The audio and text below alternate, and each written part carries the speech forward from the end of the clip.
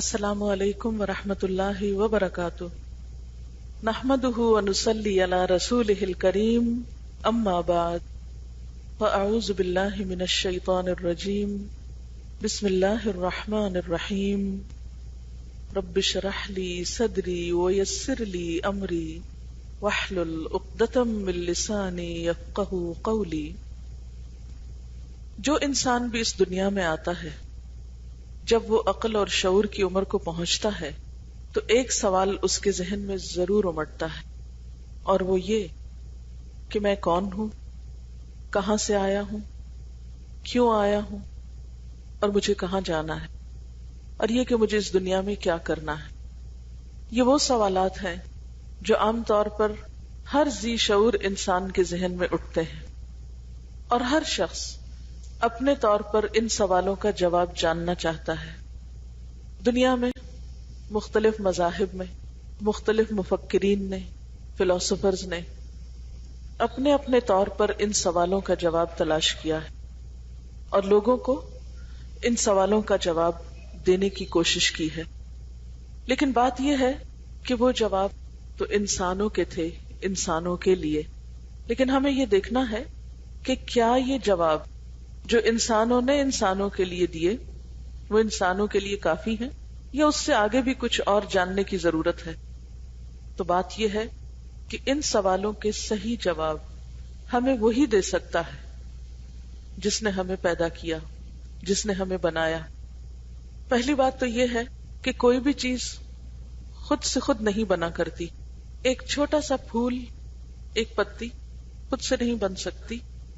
ان چیزوں کو تو چھوڑیے، اس وقت میرے سامنے جو کچھ بھی رکھا ہوا ہے، مثلاً یہ بیگ، یہ اینک، یہ کتاب، یہ میز، اگر کوئی ہم سے یہ کہے کہ یہ سب کچھ خود بن گیا، یہ گھڑی خود بخود بن گئی، کچھ اجزاء اکٹھے ہوئے، انہوں نے اتفاق سے بائی چانس گھڑی کی شیپ اختیار کر لی اور پھر اچانک انسان کے سامنے آ کھڑی ہوئی، تو کوئی بھی اس شخص کی بات نہیں مانے گا۔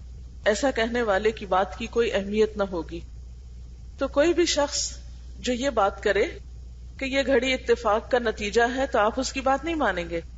اگر کوئی یہ کہے کہ اس کتاب میں لکھی ہوئی تحریر، وہ کچھ حروف ہوا میں اڑ رہے تھے، وہ اتفاق سے اکٹھے ہو گئے اور مل کے وہ لفظ بن گئے، لفظوں نے اتفاق سے جملے بنا دیے، جملوں نے پیراگراف بنا دیے، تو کوئی بھی یہ بات نہیں مانے گا۔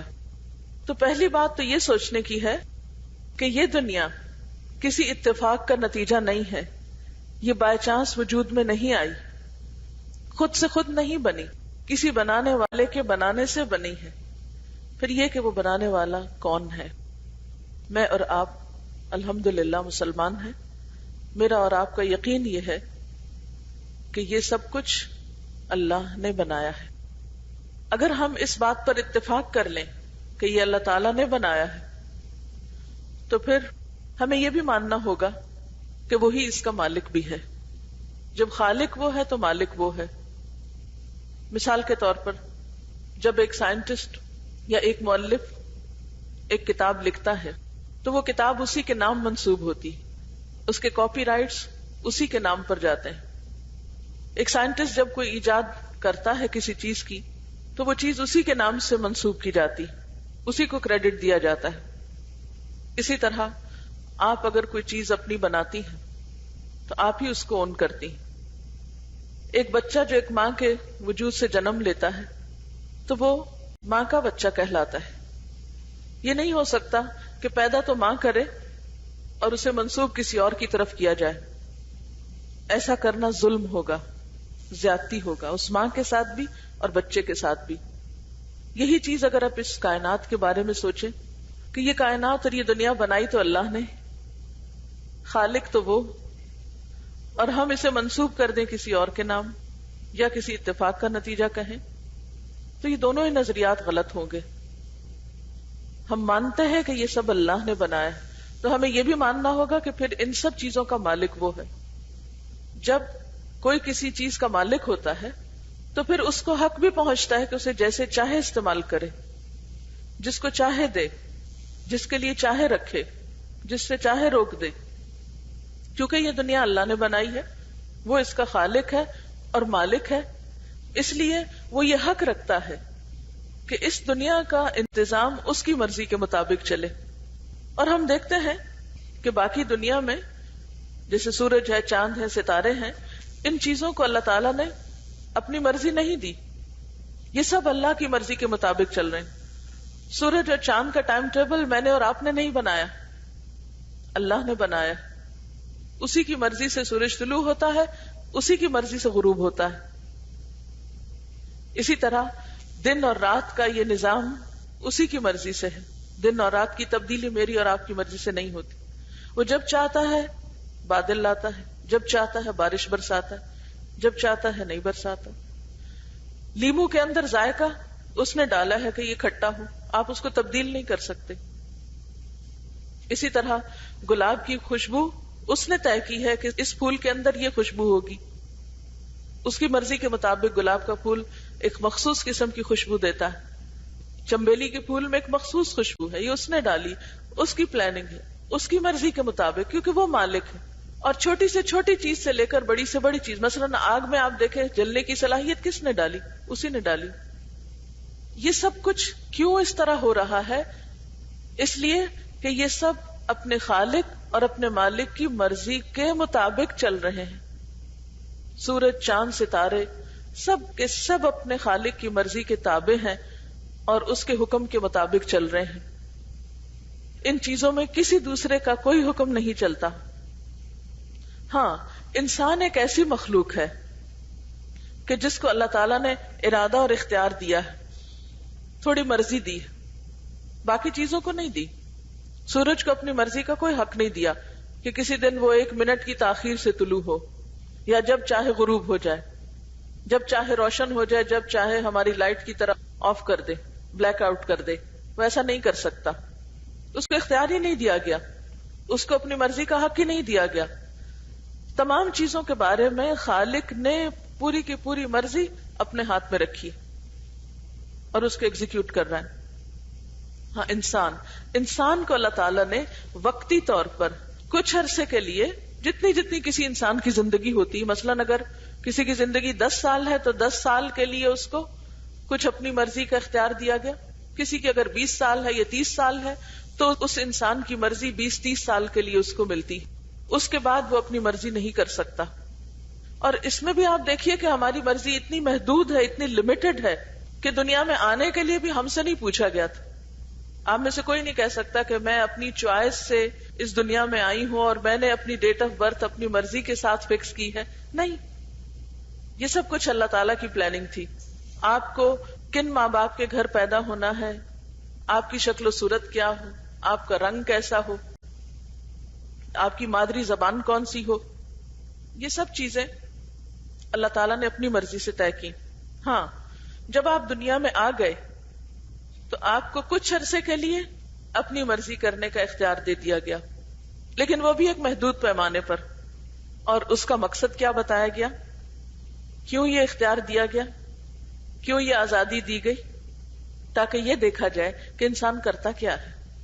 انسان اپنی گڈ ول کے ساتھ، انسان اپنی چوائس کے ساتھ، انسان اپنی مرضی کے ساتھ رب کی بات مانتا ہے یا نہیں مانتا. تو آپ دیکھیے کہ میں پھر وہیں چلوں گی کہ ہم سب کو اللہ تعالیٰ نے بیکار نہیں پیدا کیا، با مقصد بنایا ہے. آپ کے ہاتھ میں اس وقت کیا ہے؟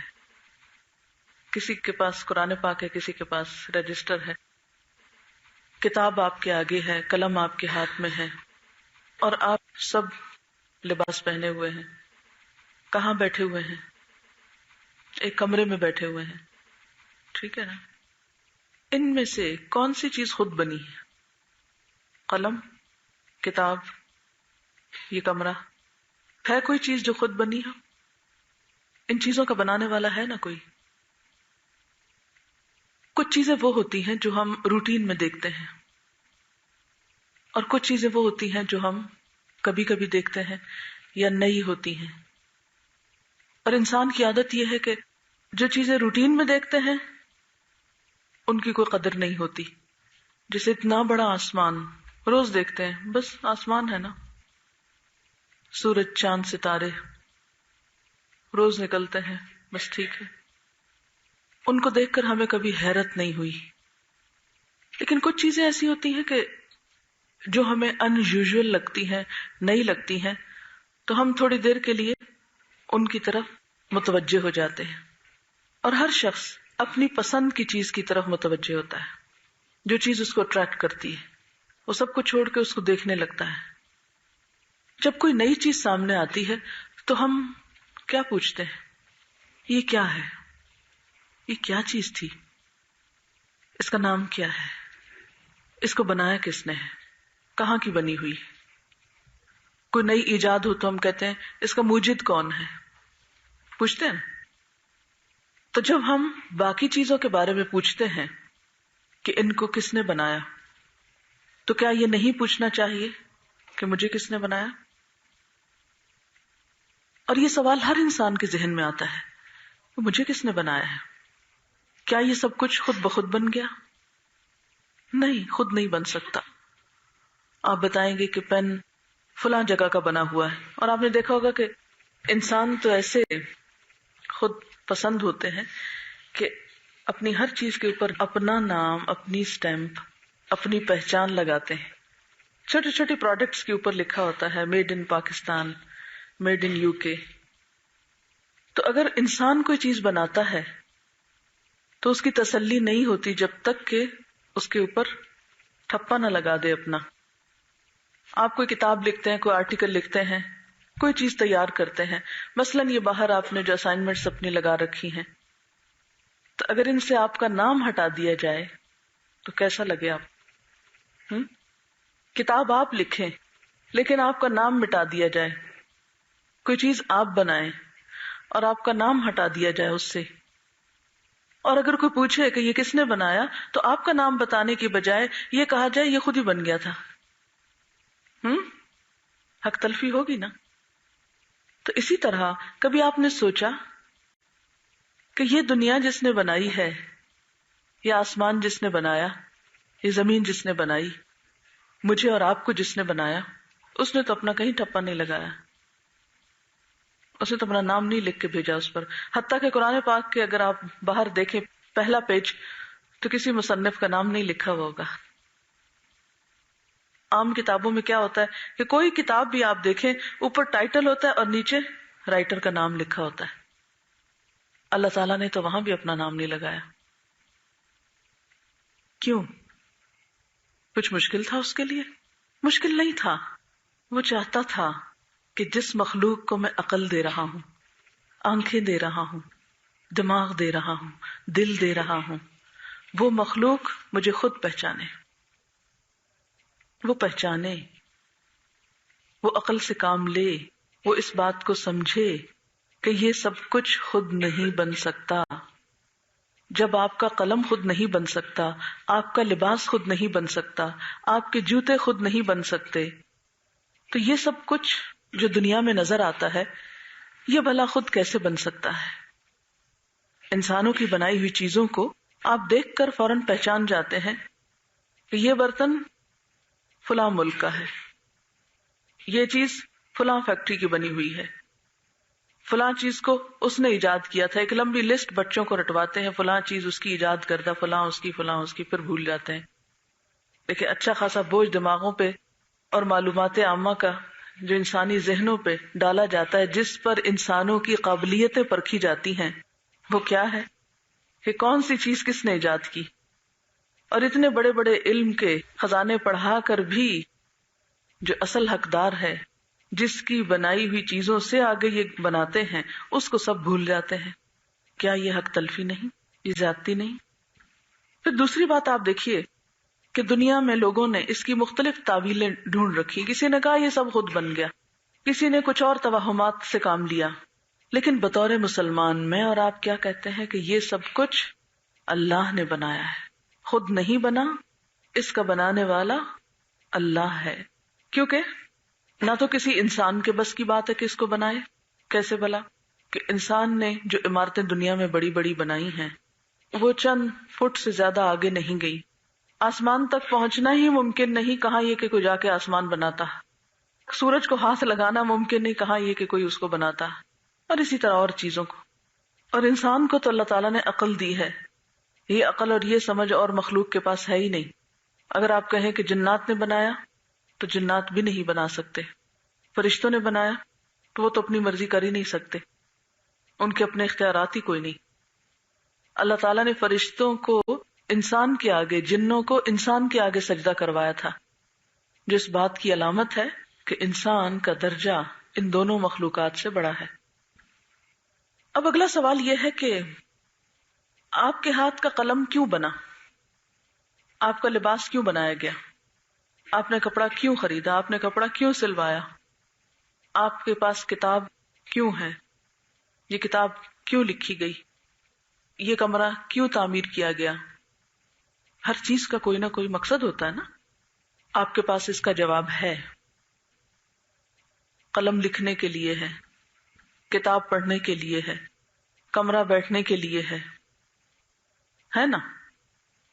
تو اگر قلم کے وجود کا مقصد ہے، کتاب کے وجود کا مقصد ہے، کمرے کے وجود کا مقصد ہے، تو پھر انسان کے وجود کا کوئی مقصد نہیں. یہ قلم، کاغذ اور یہ سب چیزیں اللہ تعالیٰ قرآن پاک میں بتاتے ہیں کہ میں نے انسان کے لیے بنائی ہے. خلق لکم ما فی الارض جمیعا، اس نے تمہارے لیے بنایا جو کچھ زمین میں ہے سارے کا سارا. یہ انسان کے لیے، یہ درخت تمہارے لیے، یہ پہاڑ تمہارے لیے، یہ دریا تمہارے لیے، یہ سورج تمہارے لیے، یہ چاند تمہارے لیے، سب کچھ تمہارے لیے. یہ سب کچھ بیکار اور بے مقصد نہیں. قرآن پاک میں اللہ تعالیٰ فرماتے ہیں ما خلقنا السماوات والارض وما بینہما لاعبین، ہم نے آسمانوں اور زمین کو اور جو کچھ ان دونوں کے درمیان ہے کھیل تماشے کے طور پر نہیں بنایا. ما خلقناہما الا بالحق، ہم نے ان دونوں کو حق کے ساتھ پیدا کیا ہے. وَأَجَلٍ مُّسَمًّى، اور ایک خاص وقت تک کے لیے پیدا کیا ہے. تو گویا ہر چیز کی زندگی کا ایک مقصد ہے اور ایک خاص وقت تک کے لیے بنائی گئی ہے. پھر انسان کے بارے میں بھی اللہ تعالیٰ فرماتے ہیں أَفَحَسِبْتُمْ أَنَّمَا خَلَقْنَاكُمْ عَبَثًا وَأَنَّكُمْ إِلَيْنَا لَا تُرْجَعُونَ، کیا بھلا تم سمجھتے ہو کہ ہم نے تم کو ایسے ہی بیکار بنا دیا اور تم کو ہماری طرف واپس لوٹ کر نہیں آنا، یا تم لوٹائے نہیں جاؤ گے، تمہیں واپس نہیں لایا جائے گا. تو گویا نہ یہ تمام چیزیں بیکار ہیں، ان کو تو اللہ تعالیٰ نے ہماری خدمت کے لیے بنایا، ہماری ضروریات پوری کرنے کے لیے، ہمارے فائدے کے لیے، ہماری سروس کے لیے، اور پھر ہمیں بھی کسی کام کے لیے. یہ کیسے ہو سکتا ہے کہ وہ سب چیزیں جو ہمارے لیے بنائی گئی ہوں ان کی زندگی میں تو ایک مقصد ہو، اور جس کے لیے یہ سب کچھ بنایا گیا ان کی زندگی کا کوئی مقصد ہی نہ ہو. مثلا ایک پودا جب اگتا ہے تو آپ نے دیکھا ہوگا اس کو پانی بھی دیتے ہیں، سورج بھی اس کی مدد کرتا ہے، ہوا، زمین، مٹی، کھاد، سب کچھ. کس لیے؟ تاکہ وہ کیا کرے؟ پھل دے، ہے نا. اگر وہ پھل نہ دے تو آپ اس کی کیئر کریں گے؟ کبھی آپ رستے پہ جاتی ہوئی جھاڑیوں جھنکاریوں کی آپ نے کیئر کی؟ نہیں کرتے نا. کس کی کیئر کرتے ہیں؟ کس درخت کی آپ کیئر کرتے ہیں؟ کس پودے کی کیئر کرتے ہیں؟ کس جانور کی کیئر کی جاتی ہے؟ جو دودھ دے، جو فائدہ دے. اسی طرح آپ کو سب کچھ کھانے کو ملے، آپ کو فری میں آکسیجن ملے، آپ کو پانی ملے، آپ کو عقل ملے، آپ کو دیکھنے کی قوت ملے، آپ کو سننے کی قوت ملے، اور پھر آپ کسی بھی کام کے نہ ہو. تو یہ سب کچھ کس لیے ملے؟ کہ بس چونکہ مل گیا اس لیے استعمال کر لو.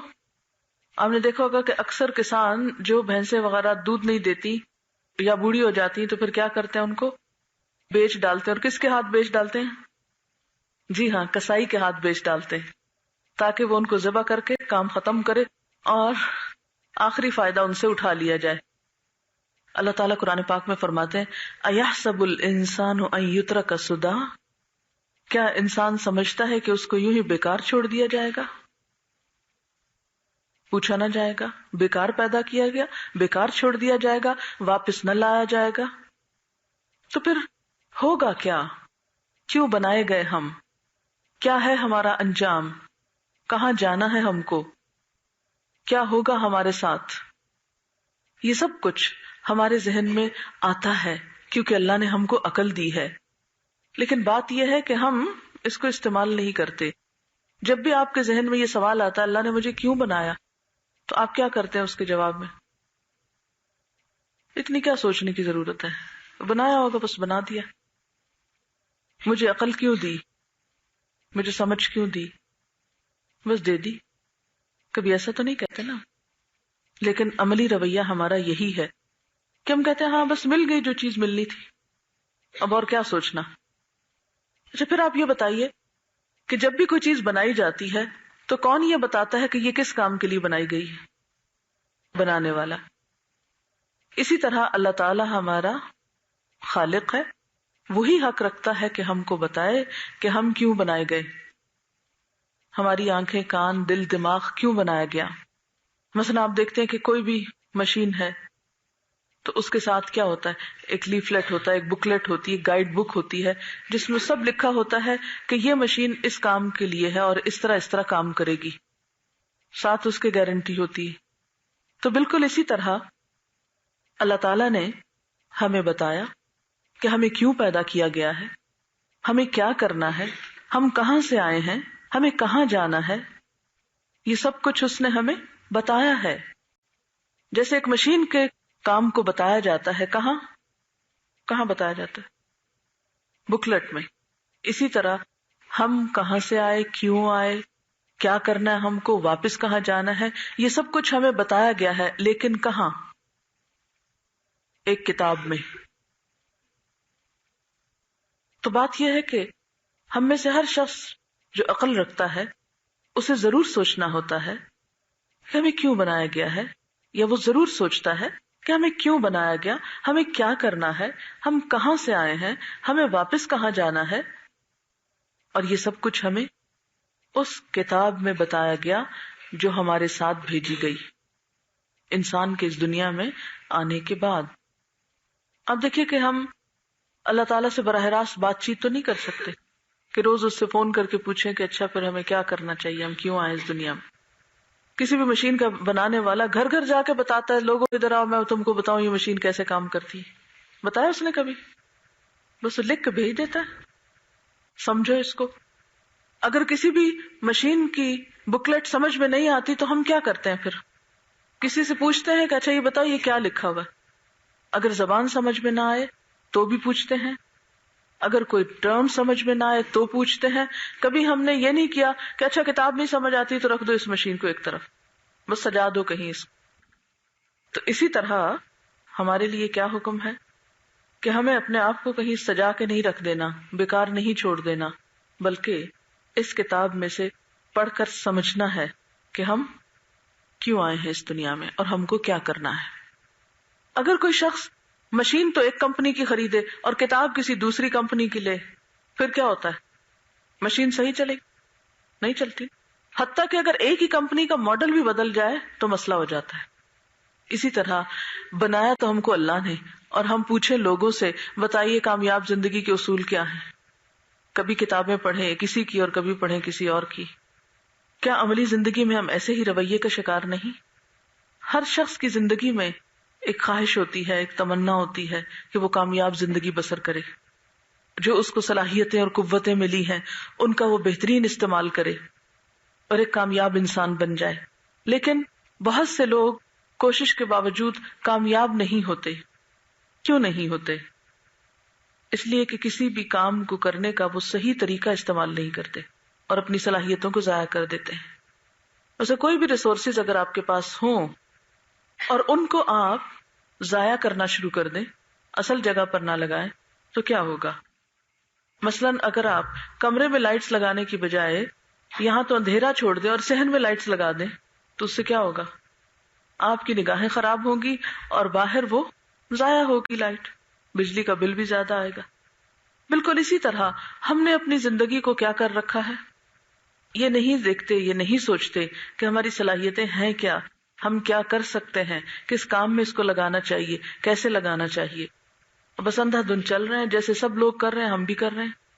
اپنی عقل استعمال نہیں کرتے، اللہ تعالیٰ کی دی ہوئی ہدایت کو استعمال نہیں کرتے. تو یہ کیسے ہو سکتا ہے کہ ہمیں اس دنیا میں بھیجا گیا، عقل سمجھ دی گئی، چلنے کی قوت، دیکھنے بولنے سننے کی قوت، بہت سے کام کرنے کی قوت ہمیں دی گئی، قوتیں بے شمار دی گئی، اور پھر اس کے بعد ہمیں کہا جائے کہ بس ایسے ہی جاؤ گھوم پھر کے دنیا میں کھاؤ پیو مزے کرو اور واپس آ جاؤ.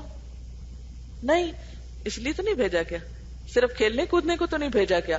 اللہ سبحانہ وتعالیٰ فرماتے ہیں افحسبتم انما خلقناکم عبثا وانکم الینا لا ترجعون، کیا تم سمجھتے ہو کہ ہم نے تمہیں یوں ہی بیکار پیدا کر دیا اور یہ کہ تم ہماری طرف واپس نہیں لوٹائے جاؤ گے؟ تمہیں بھیجا گیا ہے، تمہیں واپس نہیں آنا. ایک گیند کو یا بال کو آپ دیوار پہ مارتے ہیں، پھینکتے ہیں تو پلٹ کے واپس آپ کی طرف آتا ہے. یہ کیسے ہو سکتا ہے کہ اللہ تعالیٰ انسان کو دنیا میں بھیجے اور پلٹ کے اسے واپس نہ جانا؟ واپس جانا ہے، لازمی طور پہ جانا ہے، اور جا کر ہمیں حساب دینا ہے. قرآن پاک میں اللہ تعالیٰ فرماتے ہیں اَيَحْسَبُ الْإِنسَانُ أَن يُتْرَكَ سُدًى، کیا انسان سمجھتا ہے کہ یوں ہی بیکار چھوڑ دیا جائے گا، اس سے پوچھا نہ جائے گا، اس سے حساب نہیں لیا جائے گا؟ نہیں، لیا جائے گا، پوچھا جائے گا. تو یاد رکھیے کہ پہلی بات تو یہ کہ ہم بیکار نہیں آئے، نہ یہ کائنات بیکار ہے، نہ انسان بیکار ہے. ہم سب ہمیشہ کے لیے بھی یہاں نہیں آئے، ہماری واپسی بھی ہے، اور واپسی پہ پھر پوچھا بھی جائے گا. کیا پوچھا جائے گا؟ کس چیز کا حساب ہوگا؟ تو چلیے اللہ تعالیٰ کی کتاب میں سے دیکھتے ہیں کہ وہ ہم سے کیا چاہتا ہے.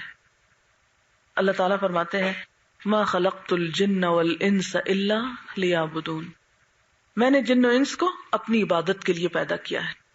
اللہ تعالیٰ نے زمین میں انسان کو کیا بنا کر بھیجا تھا؟ انی جاعل فی الارض خلیفہ. اسی طرح سورۃ الملک میں آتا ہے تبارک الذی بیدہ الملک وہو علی کل شیء قدیر الذی خلق الموت والحیاۃ لیبلوکم ایکم احسن عملا. بہت بابرکت ہے وہ جس کے ہاتھ میں ساری کائنات کی بادشاہت ہے اور وہ ہر چیز پر قدرت رکھنے والا ہے. وہ جس نے موت اور زندگی کو پیدا کیا تاکہ وہ تم کو آزما کر دیکھے کہ تم میں سب سے اچھے کام کرنے والا کون ہے. تو گویا موت اور زندگی دے کر ہماری آزمائش ہو رہی ہے. کس بات کی آزمائش؟ کہ ہم میں کون کیسے کام کر رہا ہے، کون کتنے اچھے کام کرتا ہے. اب یہ احسن عمل کیا ہوتے ہیں؟ اچھی کوکنگ، اچھی سوئنگ، اچھی ڈیکوریشن. کیا آپ ان کو یا محض ان کاموں کے جاننے کو، یا ہماری عام روزمرہ زندگی میں جو ہماری خواتین کرتی ہیں کہ جو بھی ان کے گھریلو ذمہ داریاں ان کو بہت اچھی طرح کر کے وہ خوش ہو جاتی ہیں کہ ہم بہت ماہر ہیں، بہت قابل ہیں. ایک خاندان میں کون سی بہو کی تعریف زیادہ ہوتی، کس کو اچھا سمجھا جاتا ہے، کون ہر دل عزیز ہوتا ہے؟ جو کس چیز میں اچھا ہو، کھانے اچھے پکا سکتا ہو. ہر جگہ اور ہر علاقے کے معیار مختلف ہیں، ہر شخص کے نزدیک اچھائی کا معیار مختلف ہے، ہر شخص کی پسند مختلف ہے. تو ہمیں یہ نہیں دیکھنا کہ انسانوں کا معیار کیا ہے اور انسانوں کی پسند کیا ہے، ہمیں پھر یہ دیکھنا ہوگا کہ جس نے ہمیں بنایا اس کی پسند کیا ہے، وہ کس کو احسن عمل کہتا ہے، اس کے نزدیک اچھا کیا ہے. پھر عمل کی ڈیفینیشن کیا ہے؟ عمل کس کو کہتے ہیں؟ کام کو. کام میں کیا کچھ شامل ہے؟ کام کی ابتدا کہاں سے ہوتی ہے؟ ارادے سے، خیال سے، سوچ سے، نیت سے. تو جتنی اچھی نیت ہو اتنا اچھا عمل ہوتا ہے. اور پھر عمل میں صرف ایکشنز نہیں، انٹر-ایکشن بھی اور گفتگو بھی، بول بھی. تو گویا انسان کی سوچ، انسان کا بول، انسان کا عمل، یہ سب کچھ کیا ہے؟ اس کا عمل ہے. اس کا چلنا پھرنا، اٹھنا بیٹھنا، گھومنا، سونا جاگنا، یہ سب کچھ کیا ہے؟ عمل ہے. ہمارے بارے میں اللہ تعالیٰ دیکھ یہ رہے ہیں کہ ہم میں سے عمل کس کے اچھے ہیں. ایکم احسن عملا. اور احسن عمل وہ احسن ہے جسے ہمارے پیدا کرنے والے نے اچھا کہا ہے. اس نے اچھے عمل کے کیا معیار بتائے؟ اس کے نزدیک اچھا کیا ہے؟ اس کی 2 شرائط اس نے بتائی. نمبر 1 یہ کہ نیت اچھی ہو، انما الاعمال بالنیات. اور نمبر 2 یہ ہے کہ وہ حضور صلی اللہ علیہ وسلم کے بتائے ہوئے طریقے کے مطابق ہو. لقد کان لکم فی رسول اللہ اسوۃ حسنہ. اب آپ دیکھیے کہ جب بھی کوئی امتحان ہوتا ہے، ہماری آزمائش ہو رہی ہے نا، ہمارا امتحان ہو رہا ہے کس بات کا کہ اچھا کون کرتا ہے. تو جب بھی امتحان ہوتا ہے تو اس کے کچھ لوازمات ہوتے ہیں، اس سے کچھ متعلقہ چیزیں ہوتی ہیں. آپ لوگ بھی ایک کے بعد ایک دن امتحان سے گزر رہے ہیں. تو امتحان کے لوازمات کیا ہوتے ہیں؟ کس چیز کا امتحان ہوتا ہے؟ جو کچھ آپ نے پڑھا ہوتا ہے اس میں نصاب کا ہونا، کتاب کا ہونا ضروری ہے. پھر اس کے ساتھ ساتھ کیا ہے کہ اس کو پڑھانے والا کوئی ہو، پھر ایک امتحان لینے والا ایگزامینر، پھر ایک پیپر بنتا ہے، پھر ایک کمرہ امتحان ہوتا ہے، پھر اس کا نتیجہ بھی آپ کو ملتا ہے. تو یہ سب امتحان سے متعلقہ چیزیں ہیں. تو اللہ تعالیٰ جب ہمیں دنیا میں آزما رہا ہے تو پھر ہمیں کیا کرنا ہے؟ یہ دیکھنا ہے کہ ہمارا یہاں کا نصاب کیا ہے، کس چیز کے مطابق ہمارا عمل ہو کہ ہمارا عمل احسن عمل کہلائے. تو وہ ہے ہماری کتاب، اللہ کی کتاب قرآن پاک اور سنت رسول صلی اللہ علیہ وسلم. استاد کون ہے؟ رسول اللہ صلی اللہ علیہ وسلم. فالو کس کو کرنا ہے، پیروی کس کی کرنی ہے، رنگ کس کا چڑھانا ہے اپنے اوپر، اتباع کس کا کرنا ہے، اطاعت کس کی کرنی ہے؟ رسول اللہ صلی اللہ علیہ وسلم کی. آپ نے دیکھا ہوگا کہ مختلف لوگ مختلف لوگوں کے سٹائلز کو اپناتے ہیں. بہت سے لوگ نئی نئی تصویریں دیکھتے ہیں تو دوپٹہ لینے کا سٹائل اور کھڑے ہونے کا سٹائل مختلف ماڈلز کے مطابق اپنا بناتے رہتے ہیں. ان کو اپنا آئیڈیل قرار دے کے اس طریقے پر کھڑے ہوتے ہیں، بیٹھتے ہیں، بات کرتے ہیں، ان کے جیسی زبان بولتے ہیں. چھوٹے چھوٹے بچوں کو آپ دیکھیں کہ مختلف کارٹونز کے کیسے ڈائلاگ رٹے ہوئے ہوتے ہیں اور کس طرح ان کو دہرا رہے ہوتے ہیں. وہ ان کے آئیڈیلز ہوتے ہیں، کیسے آئیڈیل دے دیے ان کو، کیسی مثالیں ان کے سامنے. خیر، تو احسن عمل کے لیے ہمارا آئیڈیل کون ہے؟ رسول اللہ صلی اللہ علیہ وسلم. باقی جو استاد ہوتے ہیں نا، جو وقتی طور پر کسی خاص زمانے میں، کسی خاص علاقے میں، کسی خاص جگہ پر کوئی کورس کی کتاب پڑھا رہے ہوتے ہیں، چاہے اللہ کی کتاب ہی کیوں نہ پڑھا رہے ہوں، تو وہ ہمارا آئیڈیل نہیں ہوتے. آپ کو کس کا رنگ چڑھانا ہے؟ صبغت اللہ. اور اس کا بہترین نمونہ، بہترین سٹائل کہاں ہے؟ رسول اللہ صلی اللہ علیہ وسلم کی زندگی میں. اس کو تھورلی اور بہت کیئرفلی دیکھنا ہے.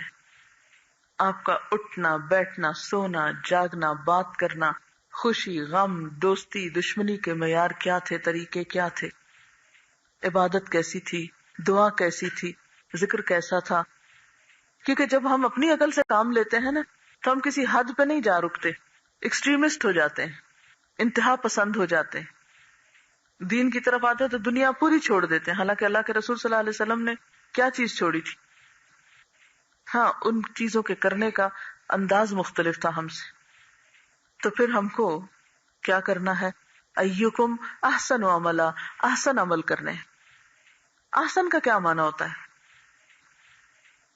اچھے نہیں، سب سے اچھے. احسن سپرلیٹو ڈگری، اچھے ترین کام، سب سے اچھے کام. احسن کا روٹ کیا ہے؟ سین نون، حسن. تو پھر اس میں کیا آ جاتا ہے؟ خوبصورتی بھی آ جاتی ہے نا. یعنی ہر کام کو خوبصورت طریقے سے کرنا، خوشی کے ساتھ کرنا. یعنی صرف خوشی کے موقع پر خوش ہونا نہیں، بلکہ اللہ تعالی کے ڈالے ہوئے مختلف امتحانوں کو بھی خوشی سے نبھا جانا، ان سچویشنز کو ایکسپٹ کر لینا، احسن طریقے سے قبول کر لینا. ہر وقت شکوے شکایات کا بازار گرم نہ رکھنا، ناشکری نہ کرنا. یہ کیا ہے؟ احسن عملا. مرضی کے موافق چیزوں پر تو ہم خوب خوش ہوتے ہیں، لیکن مرضی کے خلاف چیزوں پر کتنے لوگ احسن عمل دکھاتے ہیں. لیکن یہ تو ایک نیچرل ری ایکشن ہے کہ آپ کی پسند کی چیز ہو گئی، آپ کی مرضی کی بات ہو گئی تو آپ کیا کریں؟ خوش ہوں. یہ تو قدرتی بات ہے نا. جیسے آج میں یہاں بیٹھ کے خوش ہوں کیونکہ میری مرضی کی جگہ ہے، لیکن اگر اس کے علاوہ کوئی اور کام کرنا پڑے، کہیں اور جانا پڑے، تو اس میں خوشی تو نہیں ہوگی، لیکن ناشکری بھی نہیں ہوگی، ناراضگی بھی نہیں ہوگی، کوئی شکوہ بھی نہیں ہوگا. اس کو بھی اپنی چاہے مرضی کے خلاف ہو، نفس کے خلاف ہو، لیکن پھر بھی اس کا حق نبھانا ہے. آپ اگر قرآن پاک پڑھ رہے ہیں تو بھی اس کا حق نبھائیں، اور اگر یہاں سے نکل کر مراد یہ کہ کورس ختم اور اس کے بعد دوبارہ سے میتھمیٹکس پڑھنا پڑ جائے تو اس کو بھی کیا ہے، اتنی ہی محنت سے. کام احسن وہ ہوتے ہیں کہ کوئی بھی کام ہاں دنیا کا ہی کیوں نہیں لیکن وہ شریعت سے ٹکراتا نہیں، اللہ تعالیٰ کی ناراضگی کا نہیں. اس کام میں بھی کمال پیدا کرنا وہ کیا ہے؟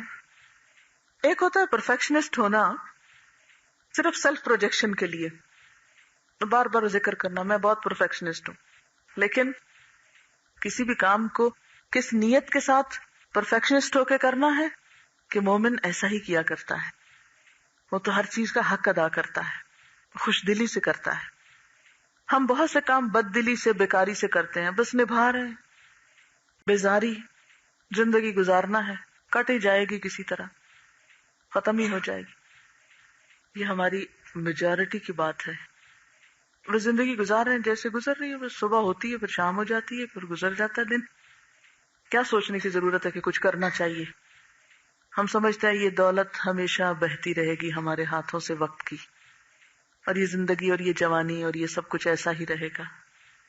نہیں، ہمیشہ ایسا نہیں رہے گا، بہت جلد سب کچھ چلا جائے گا.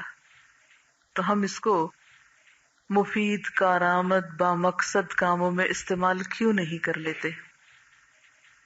تو احسن عمل میں نمبر 1 سوچ میں حسن ہونا چاہیے، بدگمانی سے پرہیز کرنا چاہیے، نیگیٹو تھنکنگ سے پرہیز کرنا چاہیے. گفتگو میں حسن کیا؟ قولوا للناس حسنا، قول میں بھی حسن، خوبصورتی. آپ صلی اللہ علیہ وسلم جب کسی سے گفتگو کرتے تھے تو دوسرے کا دل خوش ہو جاتا تھا. ہم میں سے کتنے لوگ دوسرے کا دل خوش کرنا جانتے ہیں؟ کبھی ہم نے کوشش کی کہ ہم کسی کا دل خوش کر دیں؟ سوچا ہی نہیں کبھی. ضرورت ہی کیا ہے اس کی؟ کوئی بھی اچھا کام کرتے ہیں تو ہم کیا چاہتے ہیں؟ جلدی سے کوئی تعریف کر دے اور پھر ہم خود ہی خوش ہو جائیں. تو احسن سوچ، خوبصورت سوچ، میری نیت سب سے اچھی ہو، اس میں اخلاص ہو. میری گفتگو سب سے اچھی ہو. مقابلہ کرتے رہتے ہیں نا آپ، نمبروں میں نہ کیا کریں. کس میں کیا کریں؟ عمل تو بہت بڑا لفظ بول دیتے ہیں آپ. نیت میں مقابلہ کیا کریں کہ میری نیت دوسروں سے سب سے زیادہ اچھی ہو اور اپنے رب کے لیے ہو، وہ خوش ہو جائے مجھ سے. پھر مقابلہ کیا کریں اچھی گفتگو میں کہ میرے بولنے کا انداز کیا ہے، لوگوں کے ساتھ معاملہ کرنے کا انداز کیا ہے. اور پھر صرف اس وقت اچھی بول اور اچھا گفتگو نہیں کہ جب کوئی آپ کی پسند کا شخص آپ کے سامنے آئے، اس وقت بھی اچھا بن کے دکھانا جب کوئی انتہائی ناپسندیدہ چیز سامنے ہو. ٹھیک ہے، انسان ہے، نہیں بہت سی چیزیں برداشت ہوتی، مگر پھر آپ صلی اللہ علیہ وسلم تو ایسے ہی اچھے تھے کہ آپ سے زیادہ مسکرانے والا کوئی نہیں تھا. ہر حال میں اللہ کا شکر ادا کرتے، کثرت سے استغفار کرتے. کبھی کوئی بڑے سے بڑا کام کر کے بھی آپ نے کبھی تکبر نہیں کیا، کوئی ڈینگیں نہیں ماری، کوئی بڑی بڑی باتیں نہیں کی. اور احسن عمل میں سب سے اچھا عمل یعنی ایکشنز میں، افعال میں، اپنی نماز کو دیکھیں، قرآن پاک پڑھنے کو دیکھیں. کیا میں احسن طریقے سے پڑھتی ہوں کہ بس پڑھ لیتی ہوں جیسے پڑھتے ہیں؟ تو کبھی ہم نے ان چیزوں میں کبھی مقابلے کیے؟ مثلا اگر ہم صفائی کر رہے ہیں تو کبھی ہم نے سوچا کہ جو حصہ میں صاف کر رہی ہوں وہ سب سے اچھا ہو؟ کبھی سوچا ہم نے جس جگہ پر میں بیٹھی ہوں یہ بالکل صحیح ترتیب کے ساتھ ہو، میری کاپی بہت اچھی لگتی ہو، میری کتاب بالکل صاف ستھری ہو، اس کے ورق کے مڑے تڑے نہ ہوں، میرا بیگ سب سے زیادہ صاف ستھرا ویل آرگنائزڈ ہو، میرا کمرہ جہاں میں رہتی ہوں، میرا بستر، میرے کپڑے. کبھی ان چیزوں میں بھی صفائی ستھرائی اور احسن کا خیال رکھا؟ ہم احسن کو کیا سمجھتے ہیں؟ سب سے قیمتی ہو، اس میں ضرور مقابلہ کریں گے. بہت سے لوگوں کو آپ نے دیکھا ہوگا کہ ان کے گھروں میں بہت قیمتی فرنیچر ہوتا ہے لیکن اس کی صفائی کا خیال کسی کو نہیں ہوتا. تو کیا صرف قیمتی چیز لگانے سے ہی آسان ہو جاتا ہے کچھ، یا اس کو مینٹین کرنے سے، ان کو صاف ستھرا رکھنے سے؟ کبھی آپ نے توجہ دی کہ میری لکھائی بہت اچھی ہو؟ کتنی چیزوں میں ہم، اور کریٹو اور کارآمد چیزوں میں ہم اچھا بننے کی کوشش کرتے ہیں. ہم اگر اچھا بننے کی کوشش کرتے بھی ہیں تو گنی چنی چند ایک چیزیں ہیں. مثلاً ہم تو اچھا سننے والے بھی نہیں، اچھی طرح رسپانس بھی نہیں کرتے، مسکراہٹ کے جواب میں بھی ہم اسٹیئر کرتے ہیں. یہی چھوٹے چھوٹے رویے ہوتے ہیں جو ہماری ایک پرسنالٹی بناتے ہیں، اور یہی سب کچھ لکھا جاتا ہے. ایکم احسن عملا. خوبصورتی صرف قیمتی لباس سے نہیں ہوتی، خوبصورتی صرف زیور پہننے سے نہیں ہوتی، خوبصورتی صرف میک اپ کرنے سے نہیں ہوتی. خوبصورتی کس سے ہوتی ہے؟ اچھی پرسنالٹی جس کو دیکھ کر آپ خوش ہو جائیں اور بار بار ملنا چاہیں، بار بار ان لوگوں کو آپ یاد کریں. یعنی دنیا میں آئے ہیں، اللہ نے ایک عدد دماغ ہم کو دیا ہے جو سب سے الگ ہے، مختلف ہے، طاقت دی ہے، قوت دی، وقت دیا، تو پھر ہم ایسے ہی گزر جائیں گے اس دنیا سے کہ بس گزر گئے، کچھ نہیں کر کے جائیں گے؟ نہیں، کچھ کرنا ہے. یہی امتحان ہے ہمارا. اصل امتحان کیا ہے کہ جو کچھ اللہ تعالیٰ نے دیا ہے اب وہ دیکھ رہا ہے کہ اس کا استعمال کیسے ہو رہا ہے. اور قیامت کے دن جو اجر و ثواب ملنا ہے نا، وہ ہر شخص کو اس کے اچھے استعمال کا ملنا ہے. مثلا ہم سب کے پاس ایک نعمت ہو سکتا ہے برابر کی ہو، دن کے 24 گھنٹے، یہ سب کو اللہ تعالیٰ روزانہ برابر کی تقسیم کرتے ہیں. اب ان 24 گھنٹوں کو کون کس طرح استعمال کرتا ہے، یہ اس کا امتحان ہے. ہم کو اللہ تعالیٰ نے ایک مخصوص دماغی قوت دی ہے، تو اس میں کیا ہے، جتنی جتنی جس کو ملی اب وہ اس کو کس طرح استعمال کرتا ہے. بولنے کی قوت اگر ملی تو کس طرح استعمال کرتا ہے، اگر مال ملا کس طرح استعمال کرتا ہے. یہ جو کس طرح ہے نا، ایکم احسن عملا، یہی اس میں آتا ہے. بہت سی چیزیں بہت سے لوگوں کو ایک جیسی ملی ہوتی ہیں. کل میں ایک سڑک کے پاس سے گزر رہی تھی تو اس میں ایک جیسے درخت لگے ہوئے تھے نا، ایک قسم کے، یعنی ایک نسل کے. تو وہاں گاڑی رکی تو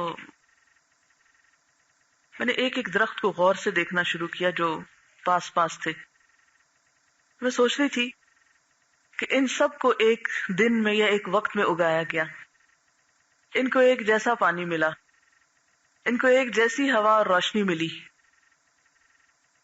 لیکن ہر ایک کا روپ مختلف ہے، ہر ایک کی شکل مختلف ہے، ہر ایک کا سٹائل مختلف ہے. اگرچہ ایک ہی مالی نے اس کی کاٹ چھانٹ بھی کی ہوگی، لیکن کوئی نیچے سے اٹھا تو 2 حصوں میں چلا گیا، کوئی 3 میں، کوئی 4 میں بھی. ہر ایک کی شاخیں ڈفرنٹ تھی. تو میں سوچ رہی تھی کہ یہی ہم انسانوں کا حال ہوتا ہے. پھر آپ لوگوں کا مجھے خیال ہے کہ جیسے ایک کلاس ہے، ایک انوائرمنٹ ہے، ایک ہی چیز پڑھائی جا رہی ہے، لیکن ہر کوئی مختلف نکلے گا. ہر ایک کی نیت مختلف ہے یہاں آنے کی، اور وہ اپنی نیتوں کے اختلاف کے ساتھ اجر سمیٹے گا. پھر ہر ایک کی کوشش مختلف ہے، وہ اپنی کوششوں کے مختلف ہونے کے مطابق اپنا اجر سمیٹے گا. پھر یہاں سے نکلنے کے بعد اب بھی اور بعد میں بھی اس علم کو کہاں کہاں کس کس طریقے سے استعمال کرتے ہیں، اس کے لیے کیا کیا منصوبے بناتے ہیں، وہ بھی سب مختلف ہوگا، اور اس میں بھی اجر مختلف ہوگا. اور قیامت کے دن جب ہم اللہ تعالیٰ کے پاس جائیں گے تو کسی کے آگے ڈھیر لگا ہوگا اور کوئی فقیر ہوگا. اپرچونٹی سب کو برابر کی ملی، لیکن کسی نے اس سے فائدہ اٹھایا اور کسی نے ان کو ضائع کر دیا. اور عموماً ضائع کرنے کے اسباب کیا ہوتے ہیں؟ سستی، بے دلی، بے توجہی، ادھر ادھر کی چیزیں جو انسان کو ڈسٹریکٹ کرتی ہیں، ان کی رو میں بہہ جانا وغیرہ وغیرہ. جیسے آپ تیل انڈیل رہے ہوتے ہیں نا بسا اوقات کسی برتن میں یا بوتل کے اندر تیل ڈال رہے ہوتے ہیں، تو کچھ لوگ اس طرح ڈالتے ہیں کہ ایک قطرہ بھی ضائع نہیں جانے دیتے، اور کچھ لوگ ضرور سپل کرتے ہیں، ضرور گراتے ہیں. تو بالکل اسی طرح کچھ لوگ اس طرح اپنا وقت استعمال کر رہے ہیں کہ ایک قطرہ بھی نہیں جانے دے رہے، اور کچھ لوگ وہ دولت بہاتے چلے جا رہے ہیں. اور نیچے گرا ہوا تیل کس کام آتا ہے؟ کسی کو بھی نہیں آتا نا. اگر آپ اپنا وقت استعمال نہیں کرتے تو اس سے آپ نے بھی فائدہ نہیں اٹھایا اور کوئی اور بھی نہیں اٹھا سکتا، کسی اور کے کام کا بھی نہیں وہ. لیکن جب آپ اپنا وقت آسان طریقے سے استعمال کرتے ہیں تو بسا اوقات اس سے بے شمار لوگ فائدہ اٹھاتے ہیں. مثلا اس وقت میں بیٹھی ہوں، میں اپنا وقت استعمال کر رہی ہوں. آپ مجھے کچھ بھی نہیں کہہ سکتے تھے اگر میں آ کر اوپر اپنی رضائی میں گھس کے سو جاتی، کیونکہ رات بہت کام تھا تو میں دیر سے سوئی اور صبح آنا تھا جلدی، تو میں جلدی جلدی اٹھی اور میں نے کہا کہ نہیں، کلاس نہ چلی جائے، مجھے کلاس لینی ہے. یہ کسی بھی کام میں استعمال ہو سکتا تھا نا، آرام میں ہو سکتا تھا، کسی اور میں. تو آرام تو بعد میں بھی ہو جائے گا نا، پھر رات آ جائے گی، پھر آرام کر لیں گے. لیکن رات کو آپ تو نہیں ہوں گے نا یہاں. تو ہر وقت میں انسان کو ایک ڈیسیژن لینا پڑتا ہے نا کہ اس وقت میں سب سے اچھا کام کون سا کر سکتی ہوں. اپنی پرائرٹیز بھی دیکھا کرے، کون سے کام کی ضرورت زیادہ ہے، کون سا کام کتنا بہتر طریقے سے ہو سکتا ہے. اور اس طرح آپ دیکھیں گے کہ زندگی بہت خوبصورت ہو جائے گی، خود بھی انجوائے کریں گے اور اپنے اس وقت سے بے پناہ لوگوں کو فائدہ پہنچائیں گے. اب مثلا میں اپنا وقت استعمال کر رہی ہوں، میرے اس استعمال سے آپ سب کو بھی فائدہ پہنچ رہا ہے. تو خیر الناس من ينفع الناس، سب سے اچھا انسان وہ ہوتا ہے جو لوگوں کو فائدہ پہنچاتا ہے. لیکن ہماری خود غرضی، ہم کہتے ہیں ہمیں کیا سر درد ہے کہ ہم دوسروں کی غم کرتے رہیں اور فکر کرتے رہیں، اپنے آپ ہی کو بچاتے رہتے ہیں. ٹھیک ہے، اپنے جسم کا بھی حق ہے، اپنی ذات کا بھی حق ہے، لیکن ہر وقت اس کو نمبر 1 ہی کیوں رکھتے ہیں؟ اور اگر اپنی ذات کا کچھ آرام قربان کر کے ہم دوسروں کو فائدہ پہنچا سکیں، دوسروں کی خدمت کر سکیں، اس کا فائدہ کس کو ہوگا؟ اس کا فائدہ بھی ہم ہی کو ہوگا. جو ہم کریں گے وہ ہم ہی پر لوٹے گا، کسی پہ احسان نہیں ہوگا. مثلا اس وقت میں بیٹھ کر آپ پہ کوئی احسان نہیں کر رہی، یہ پھر پلٹ کے مجھے کو فائدہ پہنچے گا. ہاں اگر میں سو جاتی آ کے تو اس صورت میں کیا تھا کہ وہ ایک وقتی تھوڑا سا فائدہ ضرور ہوتا. تو ہمیشہ سوچا کریں کون سا طریقہ، کون سا کام، کون سی چیز کس طرح اپنی استعمال کروں، اپنا مال کس طرح استعمال کروں، اپنا وقت کیسے استعمال کروں، اپنی عقل کیسے استعمال کروں کہ مجھے اس زندگی میں زیادہ سے زیادہ بہتر طریقے سے اس کو استعمال کرنے کا موقع ملے تاکہ آخرت میں اس کا زیادہ سے زیادہ فائدہ ہو. ایکم احسن عملا، احسن عملا. اچھا، یہ احسن عمل جو ہے نا، یہ ایکسٹریمسٹ ہونا نہیں ہے، کام میں خوبصورتی پیدا کرنا ہے.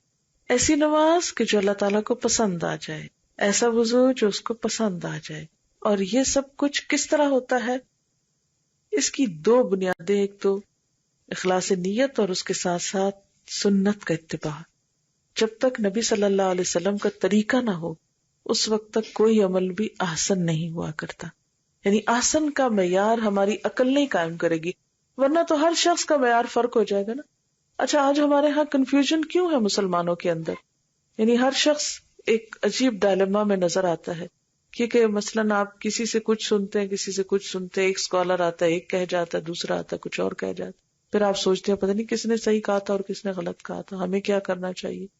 یہ کنفیوژن کیوں ہوتے ہیں؟ یہ اس وجہ سے ہوتے ہیں کہ ہم بسا اوقات بغیر دلیل کے لوگوں کی بات مانتے چلے جاتے ہیں.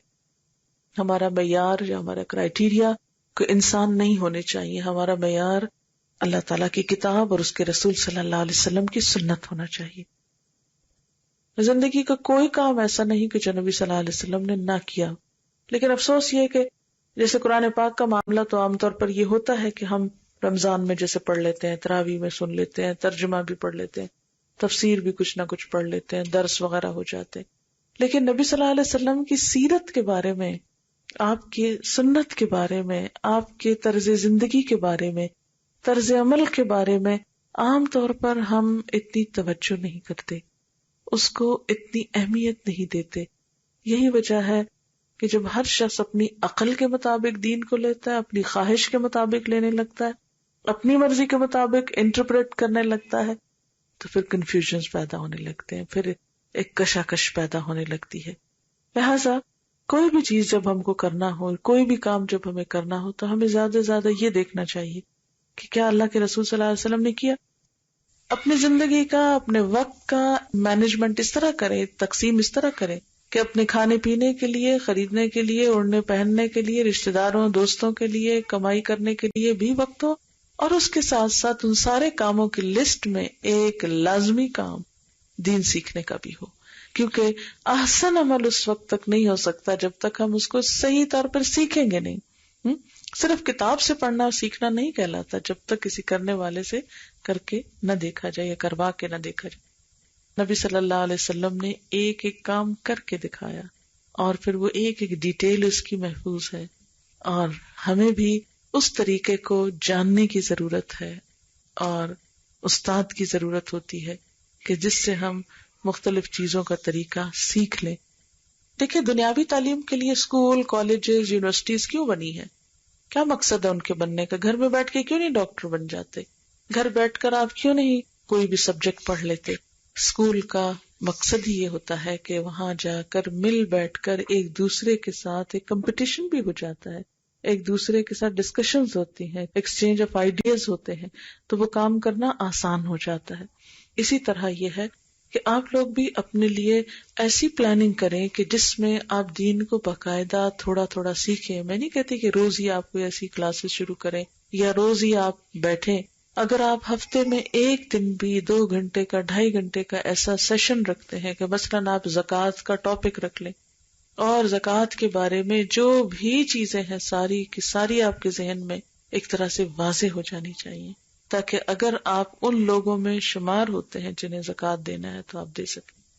میں کبھی کبھی سوچتی ہوں کہ ہم لوگ دنیا کے معاملے میں کتنے پرٹیکولر ہیں کہ ٹیکس ادا کرنے کے لیے پورا علم لوگوں کو پتا ہوتا ہے، کہاں کہاں سے کیا بچت ہو سکتی ہے، ایک ایک کھانا جو ہے اس کو پراپر طریقے سے فل کرنا پڑتا ہے، اس کی انٹریز کرنی پڑتی ہیں، اور اس میں کتنے پرٹیکولر ہوتے ہیں۔ لیکن زکوٰۃ کے معاملے میں نہ تو کوئی ہم مسلمانوں نے پروفارما بنایا ہے، نہ کوئی کویسچنئر ہے، نہ کوئی ایسا ڈاکیومنٹ ہے کہ جسے ہم تیار کر کے تو ہر ایک کو دے سکیں کہ یہ ہے آپ کس کیٹیگری میں فال کرتے ہیں، اے میں کرتے ہیں، بی میں کرتے ہیں، سی میں کرتے ہیں، اور پھر اس کے بعد ہر شخص اپنے آپ کا خود سیلف اسیسمنٹ کر کے دیکھ لے، کیونکہ اس قسم کی کوئی ٹریننگ ہی نہیں ہے۔ آپ دیکھیں ایک چارٹرڈ اکاؤنٹنٹ بننے کے لیے کتنے سال پڑھائیاں کی جاتی ہیں اور کتنی محنت کی جاتی ہے، لیکن علم وراثت کو جاننے والے کتنے لوگ ہیں جو موجود ہوں گے؟ ایسا نہیں کہ مسلمانوں میں دماغ موجود نہیں، لیکن افسوس یہ کہ اس کی طرف توجہ نہیں، اس کی اتنی اہمیت نہیں۔ لیکن ہم توجہ نہ بھی کریں، اہمیت نہ بھی دیں، تو بھی امتحان میں تو پڑ گئے۔ اب ایک طالب علم کمرہ امتحان میں ہوتے ہوئے اگر یہ کہے کہ نہیں مجھے تو کوئی پرواہ نہیں کہ میں پرچہ کیسا کرتا ہوں، صحیح کرتا ہوں یا غلط کرتا ہوں، تو یہ اس کا اپنے دل کو بہلانے کے لیے اچھا خیال ہے، لیکن اسے پتا ہے کہ غلط کام کرنے کی صورت میں کانسیکوینسز کیا ہو سکتے ہیں۔ آپ دیکھیے کہ اگر آپ گندم بوتے ہیں تو کیا نکلتا ہے، کیا اگتا ہے؟ گندم ہی نکلتی ہے نا، کچھ اور تو نہیں نکلتا، جو تو نہیں نکلیں گے۔ اگر آپ چاول بوتے ہیں تو آپ چاول ہی کاٹیں گے، جو بوئیں گے وہی باہر نکلے گا۔ اسی طرح اگر ہم اچھی نماز پڑھیں گے تو اچھا نتیجہ سامنے آئے گا، کوئی بھی عمل اچھا کریں گے تو اچھا نتیجہ آئے گا۔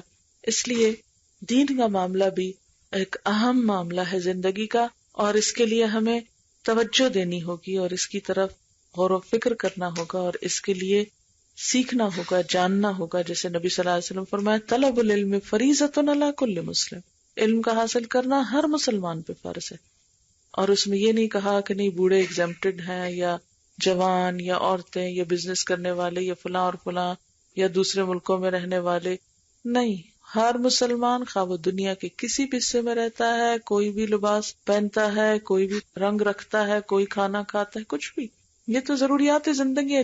جہاں آپ پیدا ہوگے آپ خود بخود ویسا ہی کلچر اپنا لیں گے، وہ تو آپ اپنے آس پاس کو دیکھ کر وہ چیزیں تو خود بخود آ جاتی، انسان سیکھ لیتا ہے۔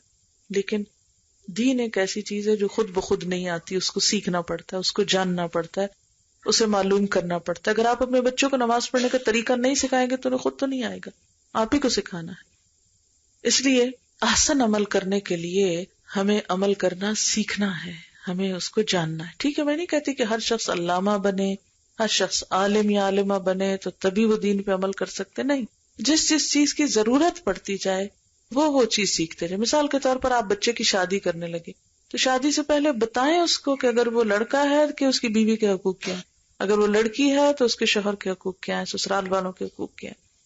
اسی طرح اگر آپ ماں بننے والے ہیں تو آپ کو پتا ہونا چاہیے کہ ماں کی ذمہ داریاں کیا ہیں. اگر آپ بچے ہیں تو آپ کو پتا ہونا چاہیے کہ آپ کے والدین کے حقوق کیا ہیں. اگر آپ کے ہمسائے ہیں تو آپ کو پتا ہونا چاہیے کہ ہمسایوں کے ساتھ کیا کرنا ہے، وغیرہ وغیرہ. یعنی جو ضرورت پڑتی جائے ویسا ویسا انسان سیکھتا چلا جائے.